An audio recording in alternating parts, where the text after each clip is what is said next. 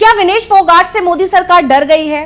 क्या विनेश फोगाट की वापसी ने बीजेपी की टेंशन बढ़ा दी है? ये तमाम सवाल इसलिए खड़े हुए हैं क्योंकि विनेश फोगाट की वापसी से ठीक एक दिन पहले शाम को प्रधानमंत्री मोदी ने ओलंपियन से मुलाकात की। तो ऐसे में ये सवाल उठना तो बनता है कि अगर उन्हें मुलाकात करनी ही थी तो विनेश के आने के बाद भी तो कर सकते थे। खैर, इस पर ही हम यहाँ चर्चा करेंगे और क्यों इस तरह के कयास लग रहे हैं कि विनेश फोगाट के खिलाफ एक सोची समझी साजिश की गई, इसके बारे में भी हम इस रिपोर्ट में चर्चा करेंगे। मैं अंशिता आपके साथ। तो सबसे पहले जो विनेश फोगाट की जो वापसी हुई, उनका भव्य स्वागत किया गया। इसके तमाम वीडियो सोशल मीडिया पर आ गए हैं। विनेश जब भारत लौटी तो ढोल नगाड़े के साथ कई भारी संख्या में लोग उनका स्वागत करने के लिए पहुंचे और उस दौरान वो भावुक भी हुई। उनका इमोशनल वीडियो भी सोशल मीडिया पर तेजी से वायरल हो रहा है। और इसके अलावा जो सबसे ज्यादा चर्चा हो रही है वो इस बात की कि हरियाणा चुनाव का जो ऐलान हुआ है उसके बाद विनेश फोगाट की जो ये वापसी हुई है और कांग्रेस नेता दीपेंद्र हुड्डा उनसे मिलने पहुंचे हैं। इसका वीडियो भी जो है सोशल मीडिया पर सामने आया है। दीपेंद्र हुड्डा उनसे मिलने पहुंचे और इसको जो है कांग्रेस ने अपने ट्विटर हैंडल पर साझा किया है। इसके साथ ही कांग्रेस ने विनेश फोगाट का स्वागत करते हुए एक ट्वीट भी किया है। कांग्रेस ने लिखा, देश की बेटी विनेश फोगाट भारत लौट आई हैं। विनेश दिल जीत कर देश लौटी हैं। विनेश देश का खरा सोना है, वो किसी चैंपियन से कम नहीं है। विनेश ने देश की करोड़ों बेटियों को चुनौतियों से लड़ने का हौसला दिया है। भारत की बेटी विनेश पर हर देशवासी को गर्व है। पेरिस में तिरंगे का मान सम्मान बढ़ाने वाली विनेश का स्वागत है। तो अब बीजेपी के टेंशन की वजह क्या है, हो सकता है आप लोग समझ ही गए होंगे। नहीं समझे हैं तो मैं समझा देती हूं। अब दीपेंद्र हुड्डा का विनेश से मिलने पहुंच जाना, यही बीजेपी की टेंशन है क्योंकि हरियाणा चुनाव जो है अब होने वाले हैं। विधानसभा चुनाव की तारीखों का ऐलान हो चुका है और ऐसे में विनेश वतन लौटती हैं और उनसे मिलने पहुंच जाते हैं कांग्रेस नेता।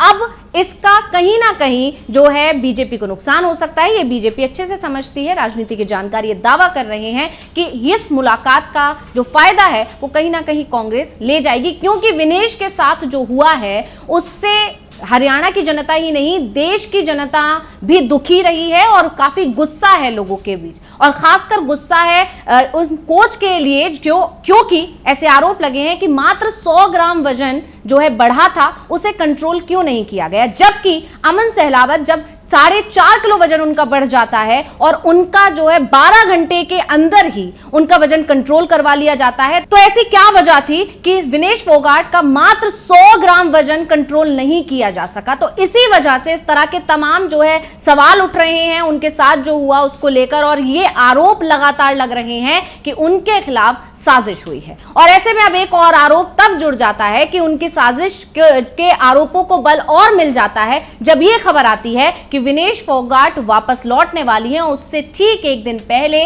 पीएम मोदी ओलंपियन से मुलाकात करते हैं। तो ऐसे में ही ये सवाल उठने लगे हैं कि क्या विनेश से डर है? कहीं ना कहीं विपक्ष ये भी आरोप लगा रहा है कि इस जो ये अचानक से जो ये मीटिंग रखी गई, जो मुलाकात की गई, उसके पीछे की कहीं यही वजह तो नहीं कि वो लोग जानते हैं कि जो उन्होंने विनेश के साथ किया है उसके चलते वो विनेश से नजरें नहीं मिला सकते, वो विनेश से नहीं मिल सकते। शायद यही तो वजह नहीं है कि ये मुलाकात जो है विनेश के वापसी से पहले कर ली गई। इस तरह के तमाम आरोप अब मोदी सरकार पर लगना शुरू हो गए हैं और इन आरोपों को बल इसलिए भी मिल रहा है क्योंकि जो चीजें निकल कर आ रही हैं, जो नियम कहते हैं उसके मुताबिक कहीं ना कहीं एक सोची समझी प्लानिंग की जो है बू आती है विनेश के खिलाफ जो की गई है। और इसकी वजह जो मानी जा रही है, जो जानकार दावा कर रहे हैं कि इसकी सिर्फ एक वजह है और वो ये है कि विनेश फोगाट उन तमाम महिला पहलवानों के साथ खड़ी थी जो बीजेपी नेता उस वक्त जो सांसद थे बृजभूषण शरण सिंह उनके खिलाफ खड़ी थी। आपको याद ही होगा कि तमाम जो है महिला पहलवानों ने जो है यौन शोषण के आरोप लगाए थे बृजभूषण शरण सिंह पर और उसके लिए जब वो एफआईआर के लिए दिल्ली पुलिस के पास पहुंची थी तो एफआईआर नहीं लिखी गई थी, जिसके बाद उन्हें सुप्रीम कोर्ट का दरवाजा खटखटाना पड़ा था, तब जाकर कहीं एफआईआर लिखी गई थी। और इसलिए उन्होंने फिर जो उन्हें न्याय के लिए उन्होंने जंतर मंतर पर कई दिनों तक प्रदर्शन किया था और उसके बाद जो उनके साथ हुआ वहां जंतर मंतर पर दिल्ली पुलिस ने उनके साथ क्या बर्बरता दिखाई थी, इसकी तमाम वीडियोज और जो है तस्वीरें सामने आई थी। थी। तो ऐसे में जो विनेश के साथ जो हुआ है उसको लेकर ये कहा जा रहा है, ये दावे किए जा रहे हैं कि कहीं ना कहीं बृजभूषण शरण सिंह के खिलाफ आवाज उठाना ही जो है विनेश फोगाट को भारी पड़ गया और उन्हीं को बचाने के लिए, उनको सही साबित करने के लिए विनेश फोगाट को, जो देश को गोल्ड मेडल जिता सकती थी, पूरे ये चांसेस थे कि विनेश फोगाट देश को जो है गोल्ड दिलाएंगी और उनको जो है इस तरह से साजिश में फंसाकर उनके खिलाफ एक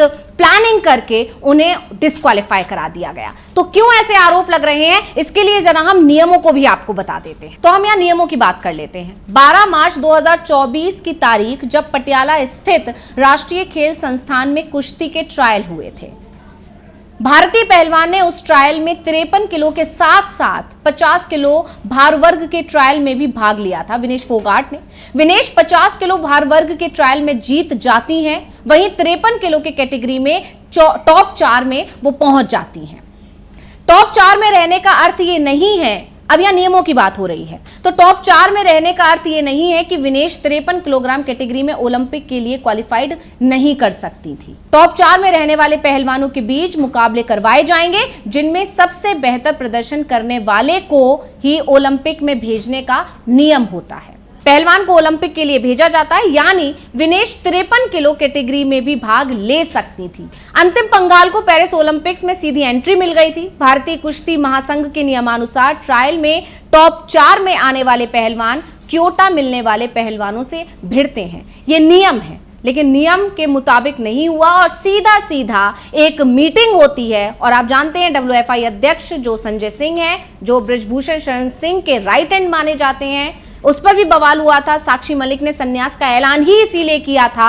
आपको वो भावुक वीडियो भी याद आ रहा होगा जब साक्षी मलिक रो गई थी और उन्होंने उस वक्त संन्यास का ऐलान कर दिया था जब संजय सिंह को WFI अध्यक्ष बनाया गया था, क्योंकि वो जानती थी कि ये राइट हैंड है, ये वो ही करेंगे, सिर्फ इन्हें कुर्सी पर बिठाया गया है, पीछे से सारा कंट्रोल बृजभूषण शरण सिंह के हाथ में रहेगा और फिर WFI में वही होगा जो बृजभूषण चाहता है। और हुआ भी वही। एक मीटिंग हुई, मीटिंग में ये फैसला ले लिया गया कि कोई ट्रायल नहीं होगा, कोई जो है कुश्ती नहीं कराई जाएगी, कोई कंपटीशन नहीं कराया जाएगा और सीधा जो है अंतिम पंघाल को भेज दिया गया, उनका कोई ट्रायल नहीं लिया गया। और यही वजह है, ऐसा दावा किया जा रहा है कि इसी वजह से कहीं ना कहीं विनेश के पास फिर कोई ऑप्शन नहीं बचा और उन्हें 50 किलोग्राम वाला जो है कैटेगरी थी उसमें खेलना पड़ा और इस वजह से उनके साथ ये दिक्कत हुई और उसके बाद अचानक से उनका वजन, वो खेल भी रही थी, वो अंतिम में पहुंच गई थी, लेकिन अचानक से उनका वजन बढ़ गया और उसकी वजह ये रही कि वो गोल्ड नहीं जीत पाई और डिस्क्वालीफाई कर दिया गया। इस खबर ने सबको आहत किया। इसके बाद उन्होंने सिल्वर मेडल के लिए भी अपील लगाई थी, लेकिन वो भी नहीं हो सका। तो इस तरह से जब वो अब वतन लौटी हैं तो ऐसे में एक भावुक क्षण देखने को मिला। वो तमाम वीडियो सोशल मीडिया पर तेजी से वायरल हो रहे हैं। लोगों के आंखों में आंसू थे, विनेश के आंखों में आंसू थे, उन तमाम देशवासियों के आंखों में आंसू थे जो वहां थे और जो वहां मौजूद नहीं थे, जो विनेश को देख रहे थे घर पर बैठकर। उनके भी आंखों में आंसू थे जब विनेश देश लौटी। इस तरह के आरोप इसलिए भी लग रहे हैं क्योंकि संजय सिंह का एक बयान आया था जिससे ये साफ उन्होंने संकेत दिया है कि कहीं ना कहीं जो ये हुआ इसके पीछे जो बृजभूषण शरण सिंह के खिलाफ जो जबरदस्ती का जो है प्रदर्शन किया गया, इसने नुकसान पहुंचाया है देश को। संजय सिंह कहते हैं पेरिस ओलंपिक में भारतीय पहलवानों के प्रदर्शन से वो खुश नहीं है क्योंकि WFI को कम से कम 5 मेडल की उम्मीद थी। संजय सिंह के अनुसार पहलवानों ने अच्छे तरीके से प्लानिंग की थी और सब कुछ ठीक चल रहा था, लेकिन बृजभूषण सिंह के खिलाफ यौन शोषण मामले को लेकर हुए धरना प्रदर्शन ने पहलवानों की तैयारी को पटरी से उतार दिया। इससे रेसलर्स का मेडल जीतने का मौका छिन गया। इसके अलावा उन्होंने सीधे सबके लिए विनेश फोगाट को भी जिम्मेदार ठहराया। हालांकि उन्होंने नाम नहीं लिया है, लेकिन उनका जो इशारा था वो साफ यही था। उन्होंने ये भी कहा कि वजन को मेंटेन करना हर पहलवान की अपनी जिम्मेदारी होती है, कि विनेश ने जो सुविधाएं मांगी थी उन्हें सब कुछ उपलब्ध कराया गया था।